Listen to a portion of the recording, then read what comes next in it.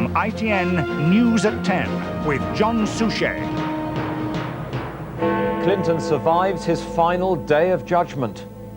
No stopping the drive to more genetic foods. How the art con man made $1 million from his fakes. Kevin Keegan on his greatest FA Cup challenge. And how was it for you? Confessions of the blind date honeymooners. Good evening. President Clinton was tonight finally free of the threat of being thrown out of the White House. More than a year after rumours of the president's affair with Monica Lewinsky emerged, and after months of trying to cover his tracks, the Senate finally decided that what he had said and done wasn't enough to cost him the presidency. Tonight, Mr. Clinton said he was profoundly sorry for what he had put Congress and the American people through. On the charge, did the president commit perjury when he gave evidence about his relationship with Miss Lewinsky? 55 senators voted not guilty. 45 said guilty. On the second, did the president obstruct justice? 50 said not guilty. 50 said guilty. On both votes, the Republicans fell a long way short of the two-thirds majority they needed to throw President Clinton out. Our Washington correspondent James Mates reports. William Jefferson Clinton willfully provided perjurious, false, and misleading testimony. The charges were read. The Senate was prepared to take the final, irrevocable step of this impeachment trial to decide whether President Clinton was to remain in the White House. Mr. Biden, not guilty.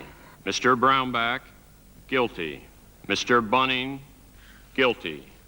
If 67 senators were to vote guilty on either charge, Bill Clinton would immediately be removed from office and President Al Gore sworn in.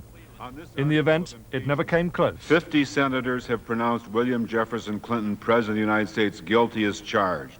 50 senators have pronounced him not guilty. Two-thirds of the senators present not having pronounced him guilty. The Senate adjudges that the respondent, William Jefferson Clinton, President of the United States, is not guilty as charged in the second article of impeachment. On the other vote, there'd been only 45 voting for conviction. All the Democrats had stuck by their president. Only Republican moderates broke party ranks. Chief Justice, and so ended, after 1 year, 3 weeks, and a day, the Monica Lewinsky affair. The Senate, sitting as a court of impeachment, stands adjourned sine die. And the escorts will... There was no one more relieved that this was finally over than these senators. Except, of course, the president himself, now safe in the knowledge he will serve out his term. But as he emerged into the White House Rose Garden after the vote, he was well aware that a majority of Americans, while they still support him, also profoundly disapprove of what he did. Contrition was still very much in order.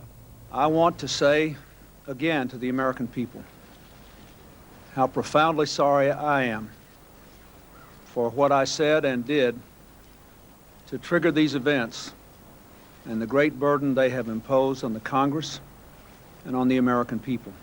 This can be, and this must be, a time of reconciliation and renewal for America. There has been talk from the White House of the president trying now to get revenge on those who've pursued him. He stepped briefly back to the microphone to say that this was not his intention. I believe any person who asks for forgiveness has to be prepared to give it. But his strategists believe the big loser here is not the president, but the Republicans who pursued him. While his approval ratings remain astonishingly high, theirs have plummeted. The man who led this impeachment drive has been rebuffed by the Senate, rejected by the opinion polls. But he was still defiant tonight. I have no regrets. We fulfilled our oath of office to discharge our duty according to the Constitution. But he completely misjudged the mood of the American people. Republican candidates may pay a heavy price for that the next time Americans cast a vote. James Mates, News at 10, Washington.